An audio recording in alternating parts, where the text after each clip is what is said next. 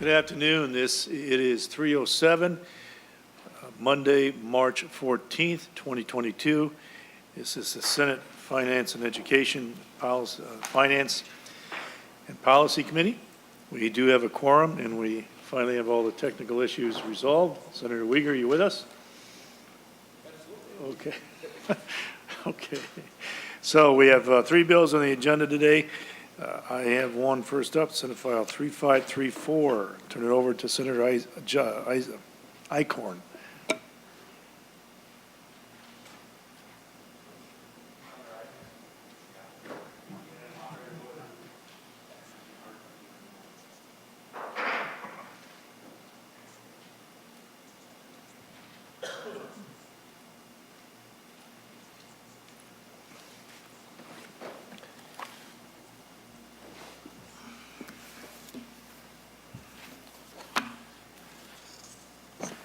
All right, Senator Chamberlain to Senate File 3534. Do you have any amendments? Mr. Chair, I do not have any amendments. All right, to the bill. Mr. Chair, this has to do with charter schools, kind of a one-off unique situation. Usually we would not allow any restrictions about access to charter schools, but this is a unique situation. The charter school we're writing something for here is the Minnesota School for Deaf and Hard of Hearing.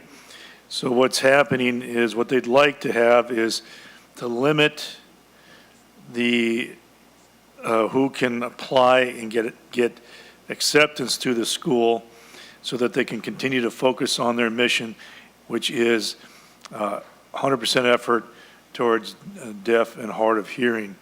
So that's all this is. The only language change is on page 2. Is it 2.23? Yeah, 2.33.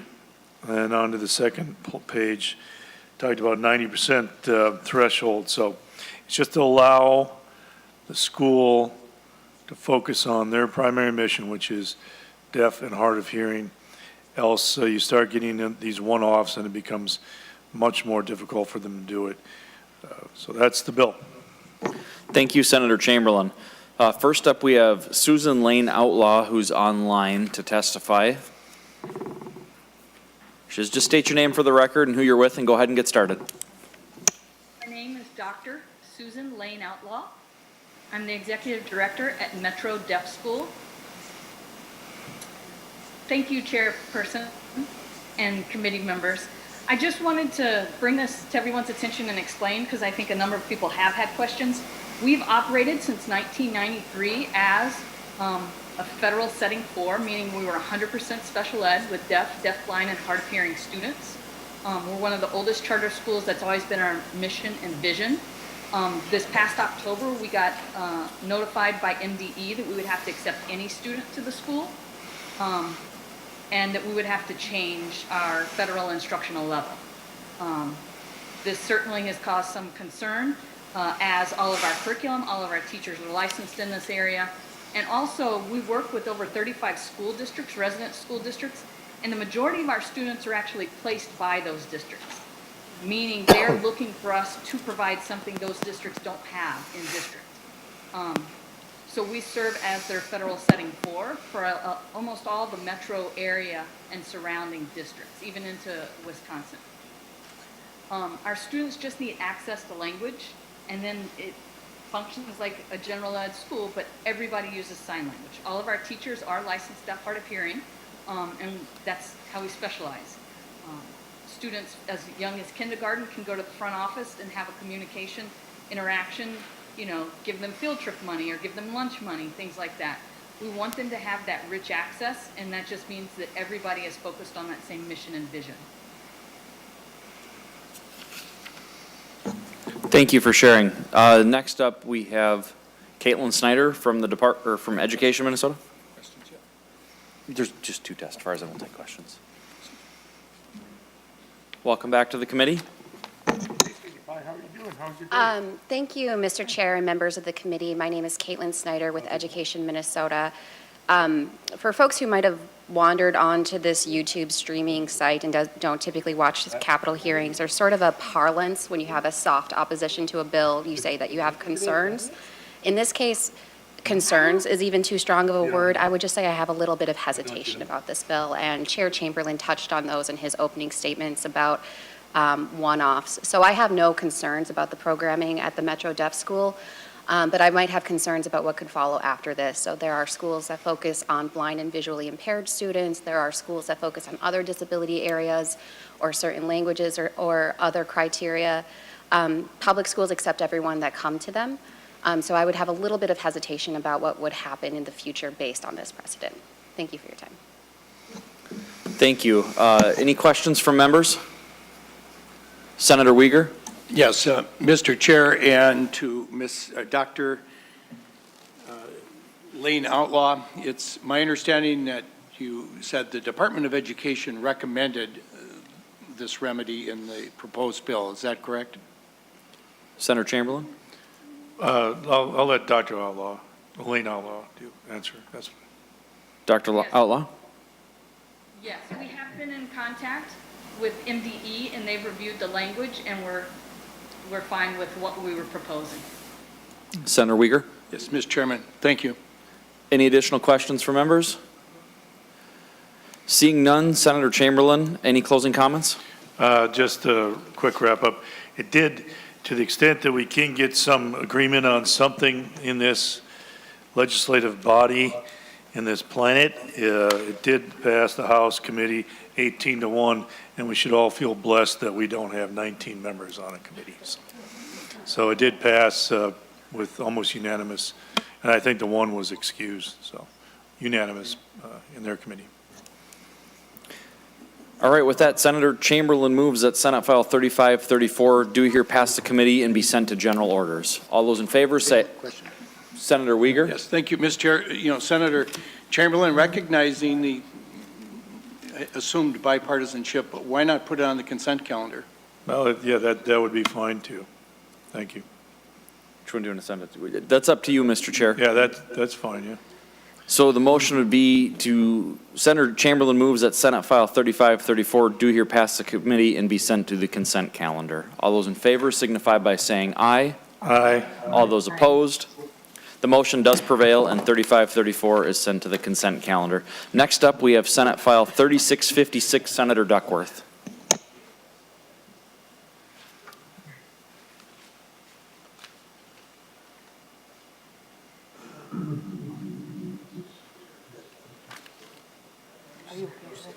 Okay, thank you.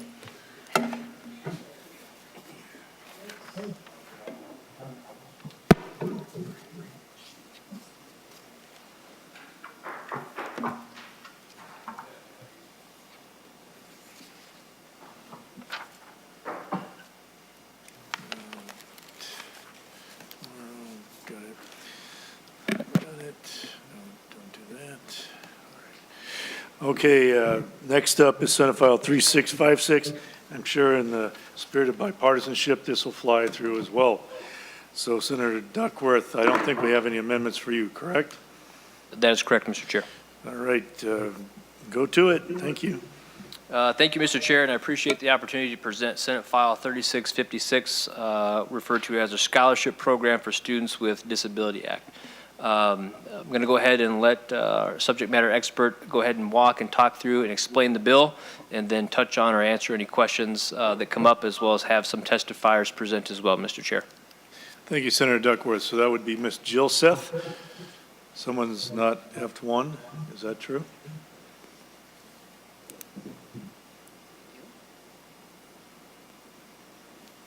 Are you on mute, and is that needs to be on mute? I'm on mute, I'm both. Wasn't me, I'm not the offender. Everything was okay when you testified, Mr. Chair. Everything's okay up here, too. Senator Swedinsky was the violator. All right, so go ahead, Ms. Jill Seth. Thank you, Chair Chamberlain and committee members. Hey, there you go. Yeah, pull it in front of you more. There you go. Thank you. Okay, so I'm just going to do a summary of the summary, which should all be in your packets. So this just has one section, this bill. Subdivision 1 gives the act a title, which is a scholarship program for students with the Disability Act. Subdivision 2 provides various definitions. Subdivision 3 states the qualifications for participating in the program, including parental agreement, how long a student is eligible to participate, and allows for a student to re-enroll at the resident district at any time after starting the program. Subdivision 4 requires the commissioner to increase the former serving school district's general education aid by an amount equal to 50% of the statewide average general education aid per adjusted pupil unit for each year the student remains enrolled in an eligible school. And it also states that if a student was enrolled in a charter school, that dollar amount would actually go to the student's resident district. Subdivision 5 requires the commissioner to increase the former serving school districts or charter schools' special education aid by an amount equal to the average cost of by disability category, referenced in the most recent special education statewide average expenditure report, multiplied by the number of students within each disability category enrolled at the eligible school. Subdivision 6 provides for the administration of the program and what the commissioner must do for eligible students, including determining eligibility of applications within 21 days. Subdivision 7 provides for the establishment of the program and what the commissioner must do if the parent fails to comply with the agreement under Subdivision 3. Subdivision 8 states that an eligible non-public school is autonomous and given the maximum freedom to provide for the educational needs of students. Subdivision 9 requires the public school district where an eligible student is enrolled to consider the primacy of parental rights when considering whether to allow an eligible student to enroll in an eligible school, and it requires reasonable explanation for denying that student from enrollment. Subdivision 10 states that if any provision of this law is found unconstitutional and void, that the remaining provisions are still in effect, and then lastly, makes this section effective the day following final enactment. And I'd just like to draw your attention to the flow chart in your packets. The question asks, is your public school student with a disability want to enroll in a non-public school? And so you can follow your way through there, and like under yes, first you must sign an agreement with two entities. That's under Subdivision 3A of the bill. And then the Commissioner, Department of Education must do two things. The left side is Subdivision 4, the right side is Subdivision 5. And then the bottom left one, what happens if the public school will not sign an agreement? That's Subdivision 9. And then lastly, the right bottom is Subdivision 3C. So I'm happy to answer any questions. Thank you, Ms. Gilseth. Mr. Chair, Yes, if I may, I'm very thankful for the technical explanation, but if I could offer some layman's terms as well, I would appreciate that real quick before we go to the next testifier. Certainly. Go ahead, Senator. Thank you, and thank you, Ms. Gilseth, for being here to help with the technical aspect of these things. So this bill really gets at a longstanding issue that a lot of our public schools have to deal with, and a lot of our families have to deal with. The bill would essentially allow a student of special needs to be able to go to an eligible school, which could mean a non-public school, and have those special education dollars follow them there. Now, typically, if that were to happen right now, if this were to happen today, if one of these students were to no longer go to their local public school district and go to a non-public school, well, the funding for that student, whether it's general ed or special education funding, would no longer go to the district. This would allow for that student and their resident district to still receive 50% of the general education funding that would be assigned to that student, while also allowing them to pursue schooling or education or services at an eligible school where those special education dollars would follow them. So this is an attempt to also make our public school districts somewhat whole by providing them 50% of that general education funding when it comes to this student. And so I'm just teeing that up and give you some context as we have this conversation. We're trying to find a way that serves the students well, that serves the parents well, and also allows for some of that funding that school districts talk about or have told us is an issue for them. Another aspect of this bill is sometimes districts, when a special education student is served by another school, sometimes a bill would just show up to the district. And it could be a very substantial bill. They might not have any awareness regarding the dollar amount or that it was even coming. There's no one to blame for that. It's just how the system is set up. This would allow, in these circumstances, for that not to happen, so that would be prevented as well. Mr. Chair, that's just some of the context I wanted to give before we turn to our next testifier. Thank you. Thank you, Senator Duckworth. So first on the list is, I know her, but I still can't pronounce her last name. I'll say Gina.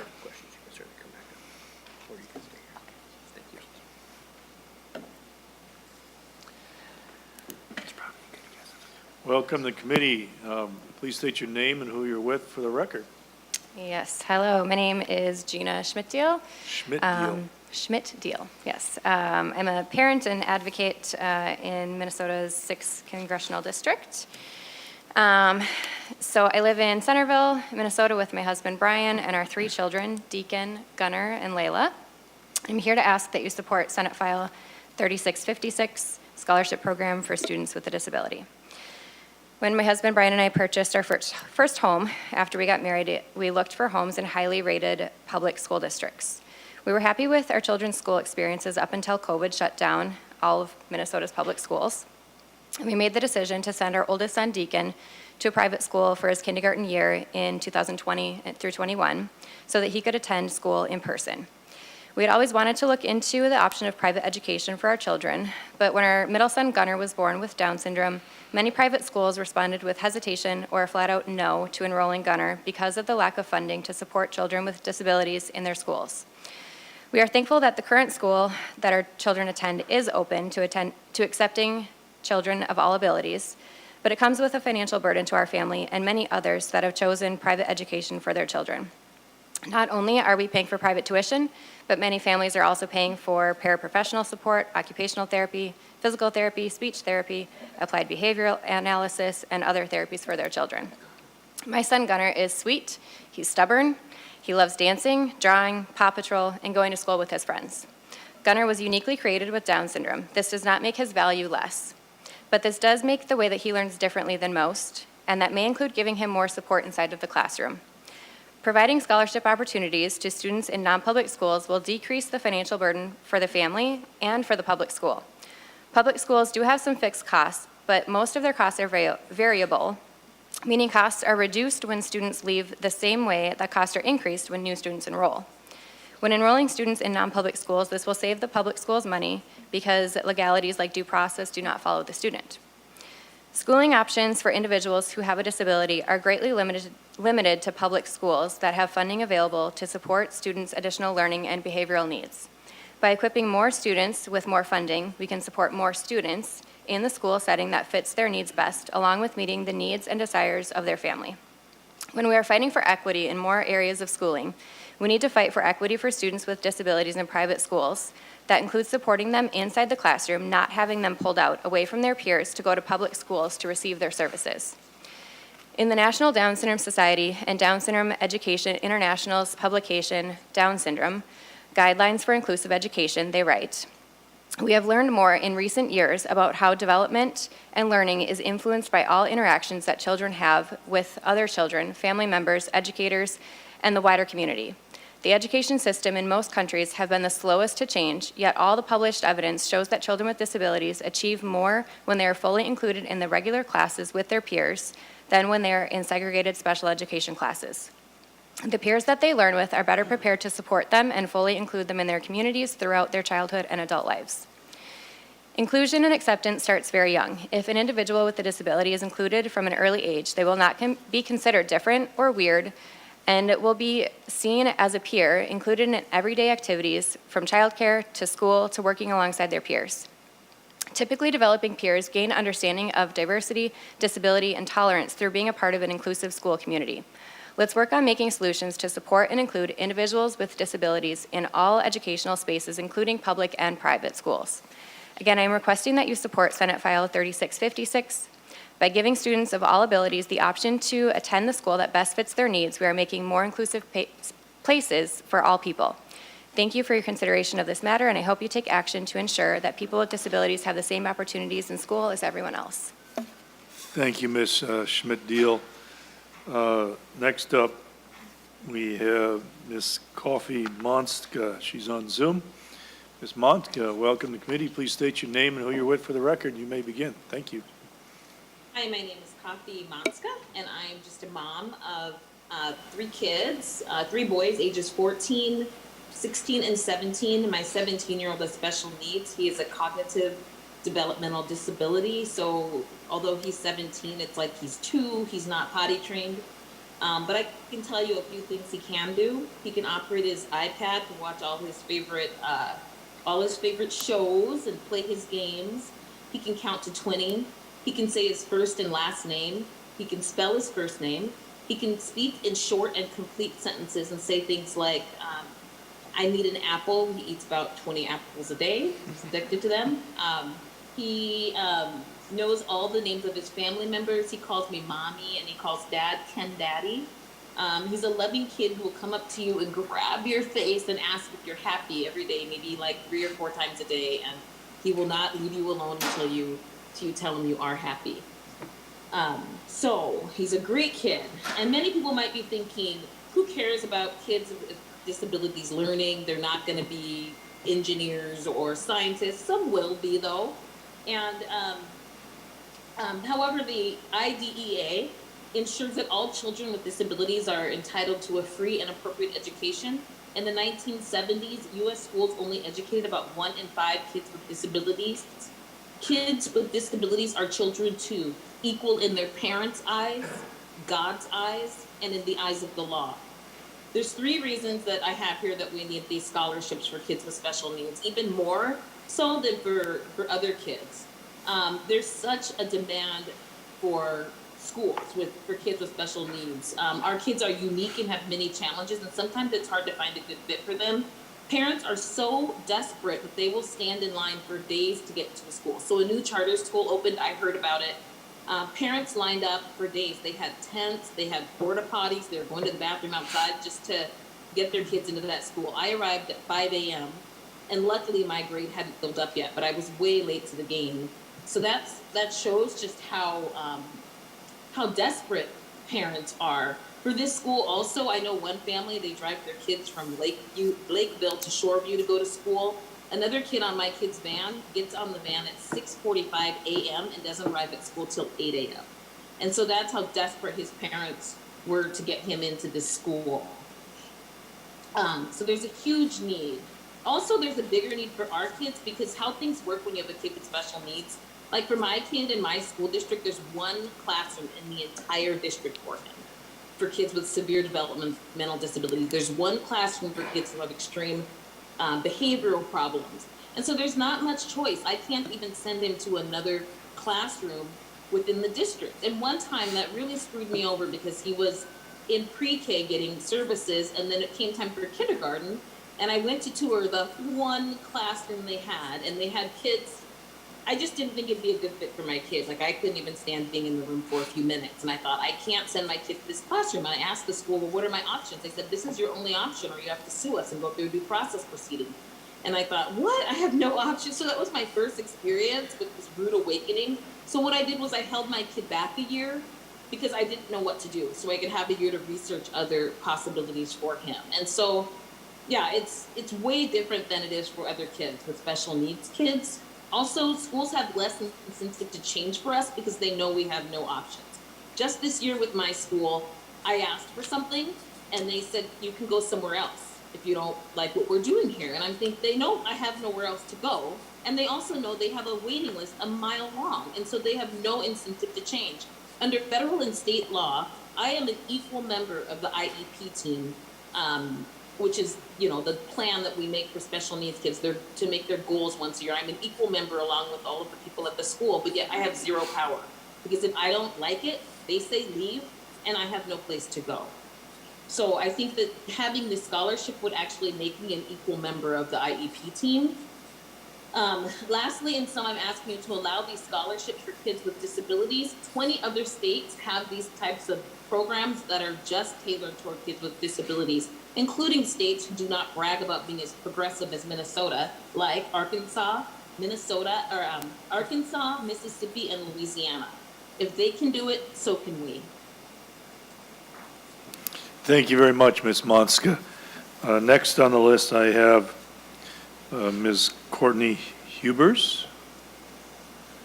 Welcome to the committee. Please state your name and who you're with for the record. Thank you.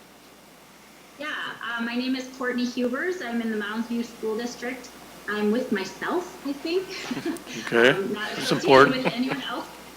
Mother of 5 children. And my daughter Annie is who I wanted to share a bit of her story today, if you don't mind.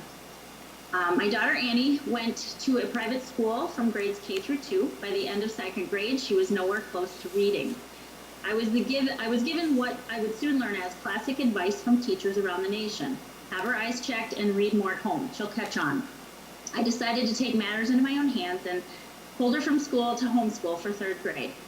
After a 4-month wait at the psychologist and $2,000, we finally had the results of her evaluation. She had a clear diagnosis of severe dyslexia. We were informed by her that what Annie needed was something called structured literacy. It is a specific, highly structured, sequenced way of learning to read, along with very specific teaching and phonemic awareness, which is something most of us develop without intervention. We approached our local public school in the hopes that I could partner with them for reading instruction while I homeschooled the rest. Their entire reading and counseling support team met with us and said they used a method called balanced literacy to teach all their kids. I thanked them for their time, but said that our psychologist warned us about balanced literacy and told us that approach is exactly the opposite of what dyslexics need to learn to read. So it was clear the public school is not able to help us. So now our private school, both, and our public school had proven inadequate to teach our daughter to read. We swallowed the pill, realized we had to dig into our savings and hire a private tutor trained in this approach. Most charge between $60 and $100 an hour. Over the next year, Annie had 4 hours of structured literacy instruction in reading per week, and it cost us about $16 grand. We homeschooled for 4th and 5th grade, but she was now reading. And I learned other approaches in how to educate a child with dyslexia. During her 5th grade year, we both decided we wanted to try a school setting again, now that we knew more of what she needed and what we could ask for. In the spring of 2021, we were turned down from 4 different private schools who said that they really wanted to accept her, but they didn't have funding or capacity to help with extra learning challenges. Finally, we found a private school that understood the disability and how to support her. She is currently at that private school, and we're paying about 10 grand for her to go there each year. Dyslexia has been called a disability of the rich, as it doesn't fall into a special education world in many public schools because it's not a developmental disability, and dyslexic children often have above average intelligence, so they have the ability to mask it extremely well and just get by. Teachers in public and private schools are often not taught how children physically learn to read in their education as educators, and they're simply given curriculum that often switches every few years based on which publisher is interesting that particular year. And many teachers wish they could do better. I had relationships with people in the private schools. We didn't pursue much in the public schools. It just felt like a battle I wasn't ready to take on. And since I had relationships in the public schools, I thought we could get farther that way. But if they would have had funds that followed Annie on how to become more educated on how to teach her, we could have made a difference for both my daughter and the 10 to 20% of other children in the general population who have either diagnosed or undiagnosed dyslexia.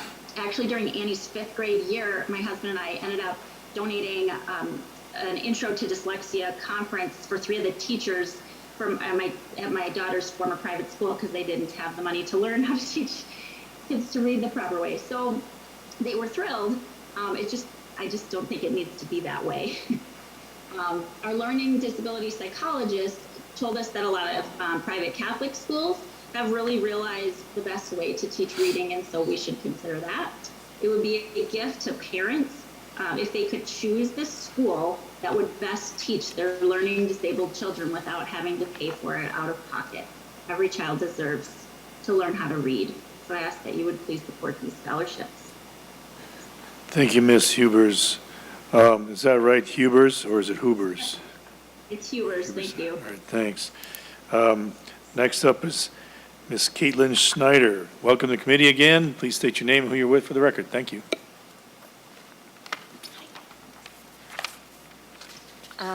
Mr. Chair and members of the committee, my name is Caitlin Snyder with Education Minnesota.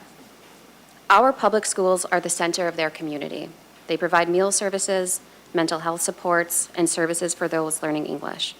They provide child care before and after school. In many towns across Minnesota, they are the largest employer. Public schools provide education and care to nearly 900,000 students across the state. This bill would undermine public education. There is no requirement in this bill that the student receives the same level of services they receive in their current IEP in their public school. In fact, the language at 217, which requires families to waive their right to a free and appropriate public education, means that the private school is under no obligation to provide kids with adequate services. Students also would lose protection outlined in the Federal Individuals with Disabilities Act, many without realizing it. And private schools can and will still be able to refuse to admit students with disabilities because of the cost of educating them. Members, this has been model legislation of the American Legislative Exchange Council, also known as ALEC, for over a decade. This provides us an opportunity to see how this has failed in other states. A mother in Arizona and her son with profound disabilities qualified for a voucher of $40,000, only to be turned away again and again from every private school they visited because of the severity of his needs. Another troubling piece of this proposed legislation is in lines 3.3 to 3.7. The cost to meet the needs of a student with profound developmental disabilities, for example, is over $52,000. The state typically only covers 60% of this cost, about $31,000, while the local district covers the rest. This bill requires the state to send the full $52,000 to the private school. This bill is just another way to defund public education. Schools will lose local, state, and federal funding to private schools. At the same time, fixed costs in public schools are rising. This legislation does nothing to fix the real problem, the chronic underfunding of our public schools, particularly in special education. It actually makes the problem even worse. This should be about the children. I've already walked through how this hurts students with disabilities. It hurts some students even more. This bill includes no protections for kids traditionally barred from private schools. Lines 4.5 to 4.7 specifically says that the state cannot regulate these private schools. Line 415 says they cannot be required to amend their admission standards. Members, there are private schools in Minnesota that do not allow admission to students of gay couples. There are private schools that bar openly gay students from attending. There are private schools that don't accept undocumented students. And there are private schools that bar kids based on their religion. This does not represent Minnesota values. Between federal and state funds, Minnesota has over a $10 billion surplus. We could completely eliminate the cross-subsidy in special education, ensure the paraprofessionals who work directly with students with disabilities are trained on their specific needs, and reduce class sizes so students get the individualized attention they deserve. Let's do better for our students with special needs. Let's invest in the systems meeting their needs today. Thank you. Next up is Mr. Dosh Uni. Are you online, Zoom in? Thank you, Mr. There you Chair. go. You may proceed, Mr. Uni. Thank you. Mr. Chair, committee members, my name is Ido Shuni. I'm the Director of Government Relations for the Minnesota Department of Education, and thank you for the opportunity to testify on behalf of the department on SF 3656. Just be frank, the department has serious concerns with this approach. This bill would establish a new voucher system for students receiving special education services to attend an accredited non-public school with public education dollars.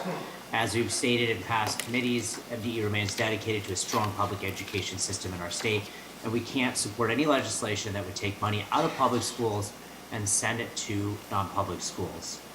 We're also deeply concerned with the bill would force students with disabilities participating in this program to forfeit federal and state legal protections, procedural due process rights, and the right to a free, appropriate public education system. MDE and our public education system are beholden to federal and state laws, and students have rights and protections under those laws, especially those students who receive special education program services. Non-public schools in Minnesota are not beholden to federal and state requirements to provide special education services to a student, are not required to adjust their services to meet changing needs under a student's IEP. This bill seems like it would benefit some students with special needs differently than others, since non-public students can accept or deny who they want. Maybe accepts a student with mild needs and deny a student with more intensive needs, as opposed to our public schools who have to accept and provide services for all students. We know that our students need more attention and support now more than ever, and we can't support legislation that would put students in a position where those supports are not guaranteed to them by law. We do appreciate the focus on supporting students receiving special education services, and we would encourage the committee and the chair to to support proposals that the governor has put forth that directly are aimed at assisting students in public schools right now. Just a few are reducing the special education cross subsidy, investing in life and vocational skills training and transition programs for students receiving special education, preparing to age out of the public school system, and allocating additional aid to to special education separate sites and programs that serve the highest need students in special education settings or higher. Again, Mr. Chair, committee members, thank you for the opportunity to testify today. Thank you, Mr. Rooney. And last up is Ms. Linda Wenzel. You're remote as well, I believe. Welcome to committee. State your name and who you're with. You may proceed. Thank you. Hi, my name is Linda Wenzel. I'm a public school teacher and a special education teacher in Mankato, Minnesota. And I have been doing this for over 20 years. And I've had the opportunity to be a case manager for students with a different variety. I've worked with autistic kids. I've worked with kids with emotional behavior disorders, learning disabilities, other health disabilities, significant students with autism spectrum disorder as well. And there's different federal settings for students. There's federal setting 1, which can be up to 21% of a school day that is with special education, then there's, services. Then there's a federal setting 2, which is 21 to up to 60% of a day that a student needs support. When I look at this bill, I know that you maybe won't be able to answer some of my questions, but I saw that it would be like the original amount a student would get, which would be $12,000, and then you would be asking for half more, which would be another $6,000. That would be like $18,000 that would follow a student. My concerns come in is that $6,000, listening to some of these parents speak about their children, was, you can't hire a paraprofessional to provide the social coaching some of these kids will need, the additional modifications that they need in the classroom, the adaptations, the services that they need. I was really saddened by one of the parents that spoke that said when they suggested things that their child might need, they're really not considered part of an IEP team in a private school setting because they don't have to do that. A $6,000 increase is not also going to make them that person. The students need the services that they can have by least restrictive environment. I know this was talked about, and I don't know if it's really being considered. Least restrictive environment is, yes, providing the child time to be into the classroom. When you have significant needs, that least restrictive environment must also benefit them. So they are learning, they are getting the education they need, they are getting the behavior support they need. So I have been doing this, like I said, for a lot of years. And through this time, I have been very, very sad when kids have been literally kicked out of private schools, kicked out of charter schools because they can be. Because we're a public school, we have to accept all students. They do not. And you know what that does for the social emotional esteem of children? It's really, really sad. And I just think that this bill, it makes me think, wow, if we were going to ask the commissioner for an additional money for that, why wouldn't we just ask that for all special ed students? Wouldn't all special ed students benefit by having those additional dollars? There's a lot of this that we talk about, discrimination. I almost think this is us increasing discrimination of our special ed students because they would not be receiving the services they are. And it would be very upsetting for these parents and more frustration. We need to be thinking about all the supports they need and thinking about how we need to give those supports. Through my years of being a special ed teacher, I have serviced kids in the private school setting. Because of the public education system, we then support and case manage kids over there. And we would just do the minutes. So I have some students that are considered a federal setting 2 on my caseload. And the minutes that they need are only like 30 minutes of direct instruction. That's what I would give them in a private school. Unfortunately, when they have a behavior with a student, when they have other things that happen, they need support on a playground, they need to have those needs met right away, I wouldn't be there to support that. And that $6,000 that they're going to get in addition is not going to be the dollars to support them as well. Thank you. Members, any questions? Mr. Chair, are you okay with me sharing some remarks based on what was shared before we go to questions? Would that be Yeah, okay? sure. Why don't you go ahead and then we'll go to questions. Thank you, Mr. Chair. I appreciate that. And I do appreciate the sentiments shared by everybody who testified, whether they were for or against the bill. Really, the intent behind this legislation is to have that conversation and start looking at different ways, options, and solutions we can best serve our parents and our students with special needs, as well as make it a win for our school districts. I don't think those goals are mutually exclusive from one another. I think we can look at ways to support our public schools, support our kids with special needs and their parents and their families as they strive to provide them the best education and services they possibly can. This bill does not provide an unlimited or uncapped amount of money regarding the scholarship and the special education funding as it relates to particular students. This bill actually brings money into some of the districts where they would get $0 currently. If a student unenrolls from a district and chooses another option, well, school districts right now don't get any of the general education funding. Under this bill, they would be allowed to get at least 50% of those dollars, thereby helping impact their bottom line and their budgets and the other students in the district. Nobody's being forced to do anything in this bill. This bill specifically says that parents have to enter into an agreement. This is something they agreed to do. They're understanding what they're getting into when it comes to providing services for their child. They're understanding the choices and the options that they're making. It's not something that they would be forced or required to do. I guess I'm not necessarily connecting the dots regarding some of the concerns in terms of folks who may be undocumented, folks who may be gay couples, or a student that might be gay. This bill has nothing to do with that. I don't understand why that would be brought into the conversation. I'm more than willing to hear concerns as it relates to that. But if this bill specifically targeted any groups of individuals or attempted to discriminate, well, that would be a huge issue for me as well. And so happy to have continued conversations regarding that. Not sure what's getting lost in translation there. But Mr. Chair, that's all I wanted to add in terms of some of the thoughts that were shared. Happy to stand for questions. Thank you. Thank you, Senator Duckworth. Senator Isaacson. Can you hear me, sir? Yep, go ahead. Okay. I just want to respond real quickly to something Senator Duckworth said. When you look at what the bill does is it gives public dollars to private schools that can make those decisions. So that's how the bill relates to that issue, is that when you're giving public dollars to schools that can choose to reject based on reasons that would be illegal for a public school to do, that's why we have a problem with that. Thank you. Thank you. Senator Kunish. Thank you, Mr. Chair, and thank you, Senator, for taking our questions. A lot of the questions that I had and concerns were already addressed or at least verbalized at this point.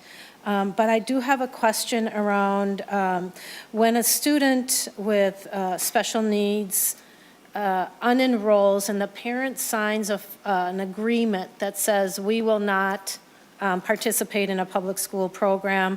I'm wondering if that also means that they would not have access to some of the other programs or activities that students that go to private or are homeschooled per se or charter schools. For example, as a library media specialist, there were students with special ed needs in my school, and some of those students needed to have very high, complex, expensive pieces of technology to help them with their education. And so my question is, with your bill, would the school district, the public school district, be responsible for providing those pieces of equipment? Or does that now become the responsibility of the unique school that that student is enrolled in? Mr. Chair, if I may. Senator Duckworth. Thank you, Mr. Chair, and thank you, Senator Kunish, for the question. The way the bill is written is if a parent, in consultation with the school district and the other school that their child would be admitting to, if they agree to unenroll from public school and then send their child to that school. The reason why there has to be that agreement in place is the parent is acknowledging that those services that would traditionally be provided by that public school are not going to become essentially their responsibility to ensure those services are provided to their student either by this new school or institution they would be enrolled in or some other means that they would seek out for their student. Thank you, Mr. Senator Chair. Kunesh? Follow-up, yep. And then, but on the last line, on line 2.19, it says that the student is still eligible for services under section 1.23B.86, and that's transportation. So the school district would still be liable for transporting that student. Would that be correct? Senator Duckworth. I've been told that we have a technical expert that might be better suited to handle this question. Ms. Hoffer. Thank you. Thank you, Mr. Chair and Senator Kunesh for the question.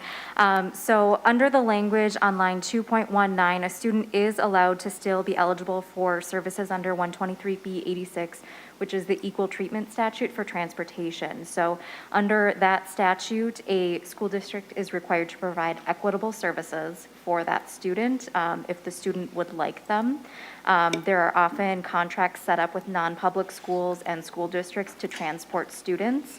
And if that is the case, then those transportation services would still be eligible for non-public pupil transportation aid. Thank you. Thank you, Ms. Hoffer. Senator Kunesh? And I think, let's see, I'm trying to see, because a lot of my questions, as I said, have been answered. Let's see, where did I want to?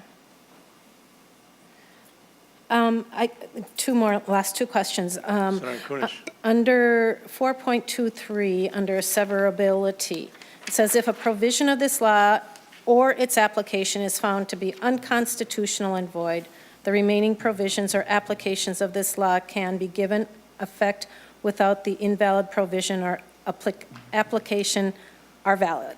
So I'm wondering why this sort of disclaimer is included in here. Are you concerned that there are parts of this that are either unconstitutional and therefore we would not be liable for that? I'm confused why you would have that in there. Senator Duckworth. Thank you, Mr. Chair. Again, I'm going to defer to somebody, if we have a technical expert that can handle that question. Ms. Hoffer? Or Betsy? Ms. Lewis. Thank you. I'm sorry, Ms. Hoffer. Okay, one of you smart people, who wants it? Mr. Chair, Ms. Lewis will take the question. Thank you. Thank you. Sorry, Mr. Ms. Chair. Lewis. I need every phenomenal member of the team on this one. I'm more like backup here. Mr. Chair and Senator Kunesh, the subdivision 10 that you read about severability, is there, in case the law is challenged and a court finds the A provision within it unconstitutional, that the other parts can proceed as they're enacted? Ms. Lewis, I have a quick follow-up to that. I mean, that's not unusual for this language to be in certain legislative proposals. It's not in every one, but it's not necessarily unusual. It's been in others that I've seen, correct? Mr. Chair and members, that is correct. It's in other legislation, but not every single piece of legislation. Ms. Senator Kunesh? Oh, thank you, Mr. Chair. I've never seen that before, and so I'm wondering if, as you look at this bill or you're presenting this bill, if there are areas that are already questionable, perhaps they shouldn't be in there to begin with. But my last question is around the cost of this and the expectations from the commissioner. And I'm wondering if built into the fiscal note, there is this cost for creating the application, for monitoring the situation for the students, all of the work that goes into it.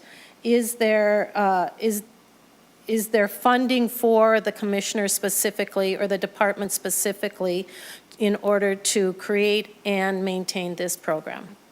Mr. Chair, the short answer to that is yes, but we can get a longer explanation if we would like from our expert as well. Thank you, Senator Duckworth. Thank Ms. you. Hoffer. Thank you, Mr. Chair and Senator Kunesh, for the question. Yes, the fiscal note does provide an estimate of administrative and IT costs.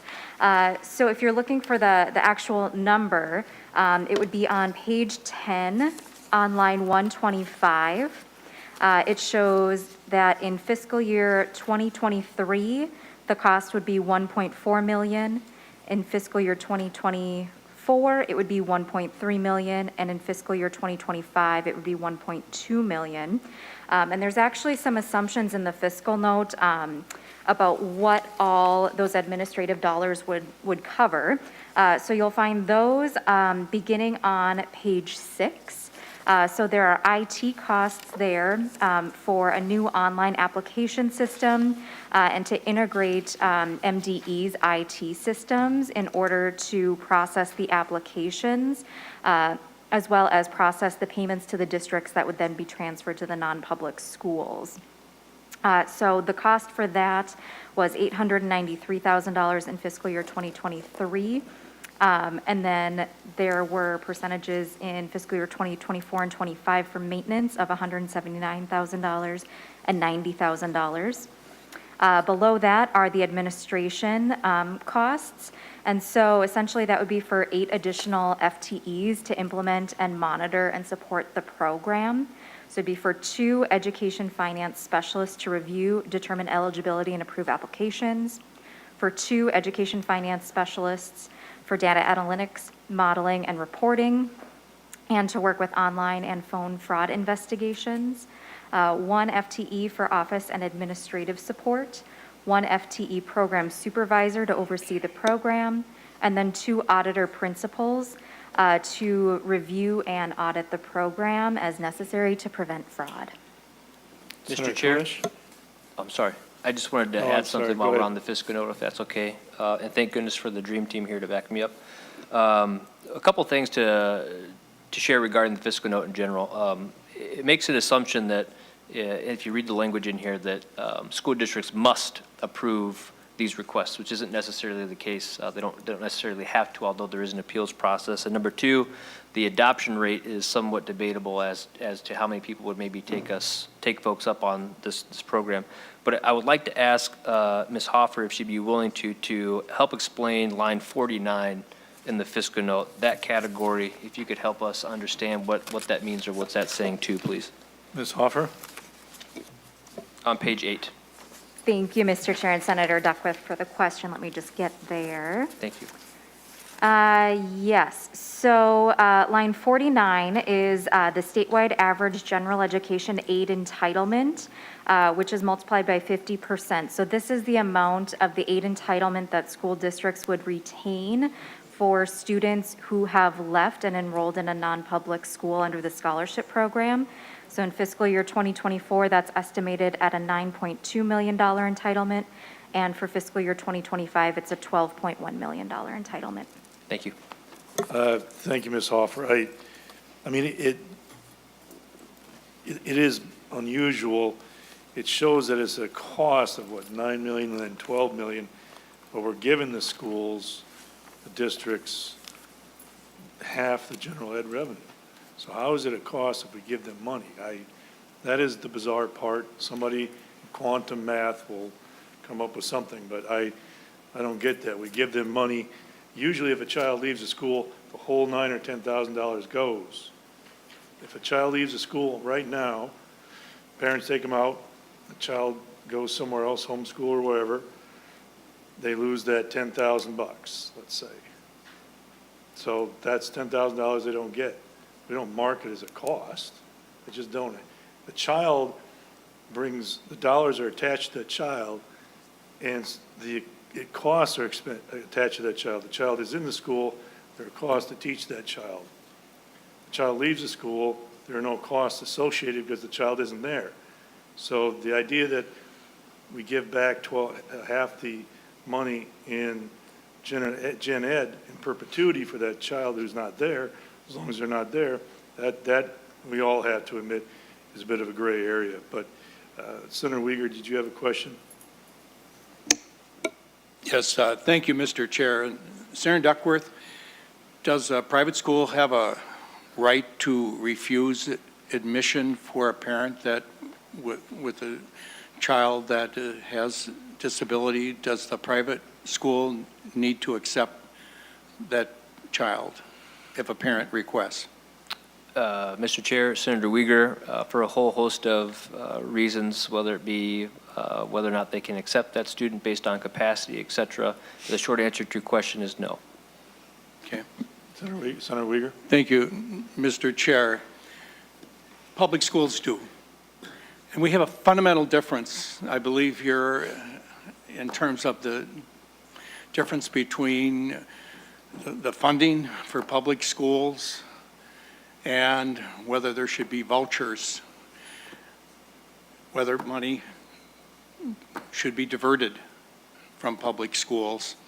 And that term, you might object with that, but that's the term not only used by, the teachers, by many parents, but also by school boards. Now, and administrators, and there was a letter today, March 14, I believe we have it. It wasn't posted or distributed, but I assume the committee received it. It's, and I just want to highlight a few of the points because I strongly agree with those points. Overall, Senate File 3656 violates the spirit of public education. Cites 4 main reasons. Voucher programs for special ed students undermine a special education student's right to a free and appropriate education. In addition, it is not clear if the district would have to provide compensatory services if the student did not receive the required services and return to the district. 2, private schools can deny, as you noted, admittance arbitrarily and do not offer equal access to all students. Private schools close their doors to children for many reasons, including the level and severity of a student's special needs. Public schools can't. Those are my words, the last sentence. A family wishing to use a voucher for their child with a disability can still be turned away, while public schools accept all students. 3rd, private schools are not accountable to the public or state policymakers by statute. They operate with little oversight, few financial or academic reporting requirements, lower standards for teachers, and no accountability for poor results. An audit of the Arizona Education Savings Account program showed lax financial oversight and a failure to flag accounts at high risk for fraud. And finally, voucher programs do not improve student achievement. Recent studies of Louisiana, Indiana, and Ohio voucher programs revealed that students who used vouchers perform worse academically than their peers. In addition, studies of voucher programs in Alabama, Milwaukee, Cleveland, and the District of Columbia found that students offered vouchers showed no improvement in reading or math over those not in the program.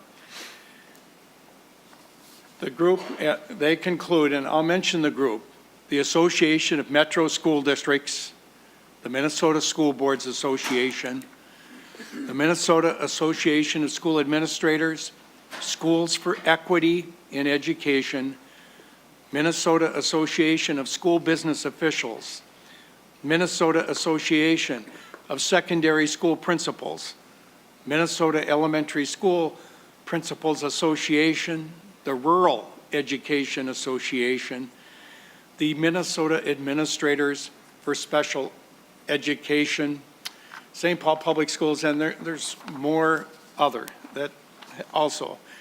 And I could also produce one from the Minnesota Parent Teachers Association. They conclude, rather than diverting taxpayer dollars to non-public schools, state policymakers should focus their efforts and state resources on addressing the growing unfunded special ed cost, currently at $780 million. This is unfunded, referred to as the cross-subsidy, unfunded dollars that have to go from the general fund to special ed. That's not fair. It's not right for the 145,000 students in special ed right now. It's not fair for the teachers, the teacher that we heard from and others. So, Mr. Chair, respectfully, I disagree. If we're going to vote on it, I request a roll call vote. First, I'll go to Senator Duckworth. We're going to wrap up here in a couple minutes. We have one more bill to go. I'll go to Senator Duckworth, and before we do that, Ms. Monska, did you have a question or comment you wanted to share? Yes, I do. You talked about public schools being accountable for kids, and a lot of the speakers talked about, well, they're not going to give students a free and appropriate education. Well, we are the parents. We know what's best for our kids. If the private schools aren't providing our kids with a good education, we'll move them because we will have choice. And the public schools are not doing a great job. Look at the reading and writing scores for kids of color in the public schools and in Minneapolis public schools. You guys want to say you're being held accountable? I see no accountability. The only accountability is for parents to be able to move their kids. And the last comment hurt me the most, the fact that you guys have to move money from the general ed population for our kids. All we hear about is how expensive our kids are in public school and what a burden they are, and I'm absolutely sick of it. We don't feel like our kids are wanted there. And if our kids are too expensive and too difficult and take money away from your high-achieving, great, normal kids, then let us go somewhere else. Thank you, Ms. That's my only comment. Thank you, Ms. Monska. Senator Duckworth, you want to wrap up? Yes, Mr. Chair. I'll do my best to follow that. And Senator Uyghur, as always, I appreciate you making sure that the exhaustive list of everybody who opposes the bill is read into the record. But it's a fair point, and your points are well taken, and that's why we bring this bill forward. I'm not so naive as to think that we're going to solve this issue with one bill and that all the ideas are exactly right. And that's why I appreciate all the feedback from everybody. I also know all the organizations that you referenced care about kids at the end of the day, and they want to support parents and they want to support kids, whether it's in public school or whether it's our kids with special needs or you name it. And so this bill is an attempt to look at how do we strike a balance. How do we allow parents and our children with special needs different options and choices so they can be best served? And then also, if they choose to do that, how do we give our school districts some financial relief and help as well? Is it fully funding the cross subsidy? No, it's not. But is it a step hopefully in the right direction? Well, it could be. And I appreciate the conversation. Hope we continue to have it. Thank you, Mr. Chair. Thank you, Senator Duckworth. Just a final comment. Again, we're looking for solutions and options. The options and solutions that have been available so far have been an abysmal failure. We're trying to support educators, we're trying to support teachers, we're trying to support parents, we're trying to find reform and solutions that work. What I hear constantly for the last several years and the time I've been here is the same thing.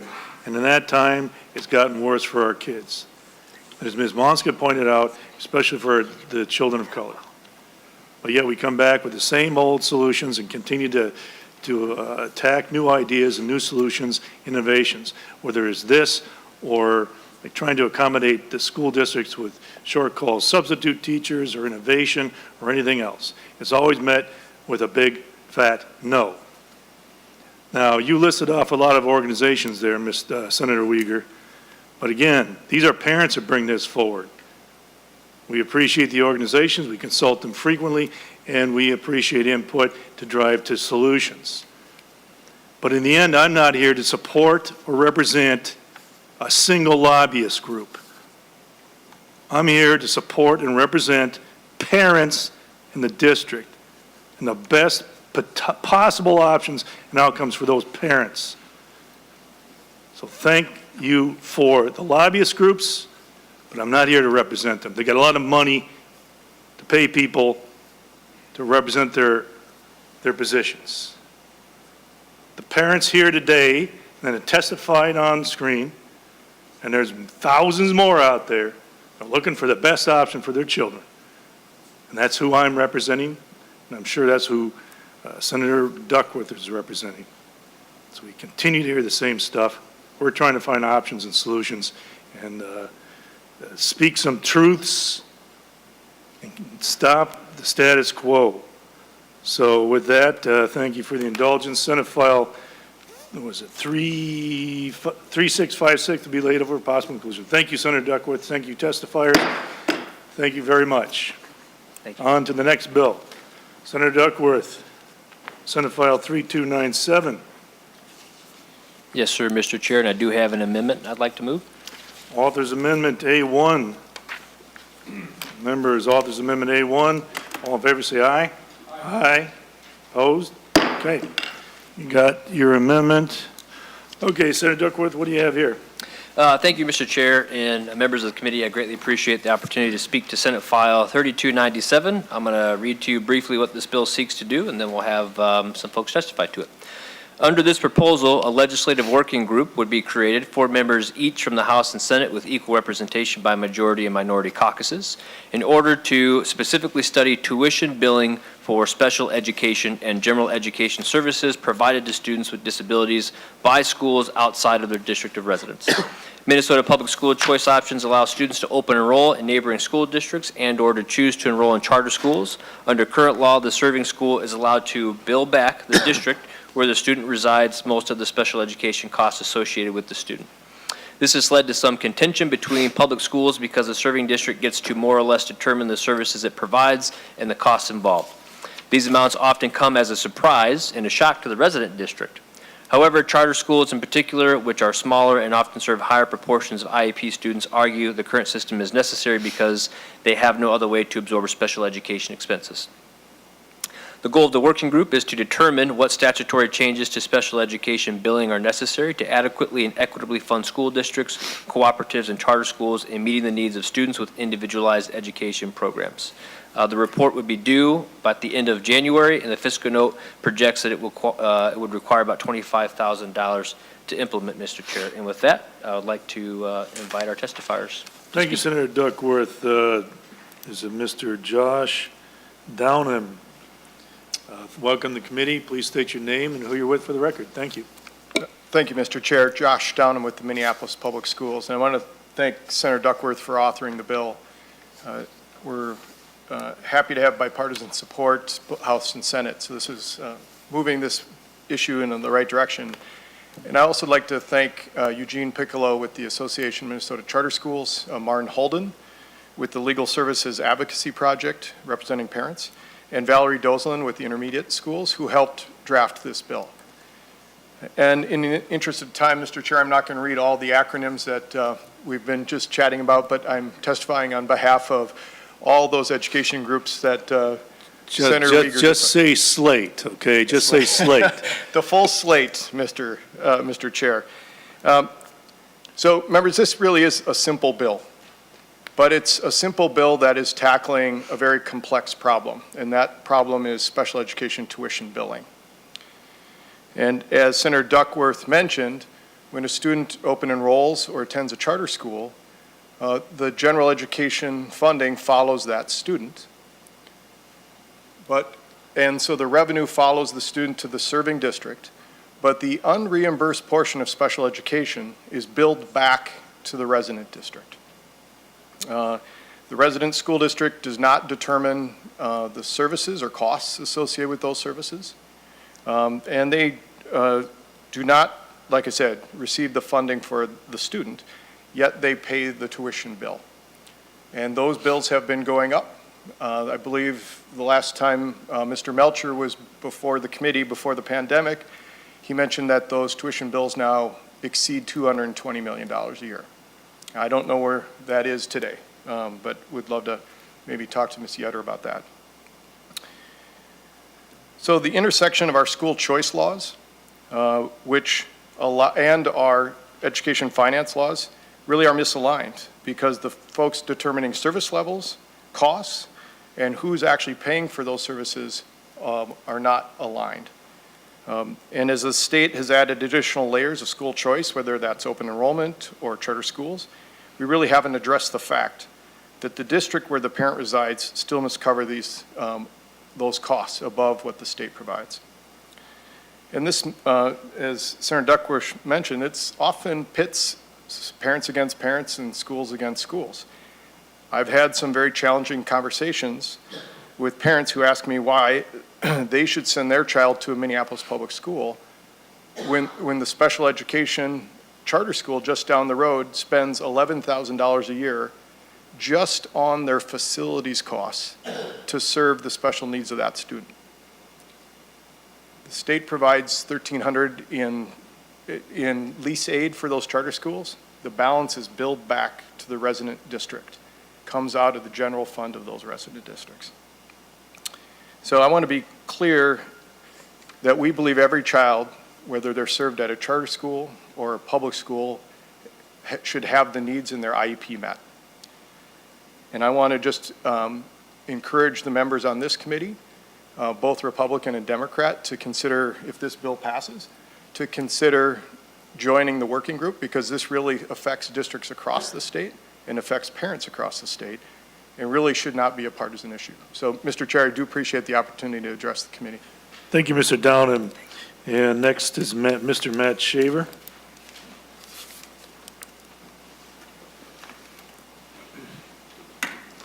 Welcome to the committee. Please state your name and who you're with for the record. You may begin. Thank you. All right.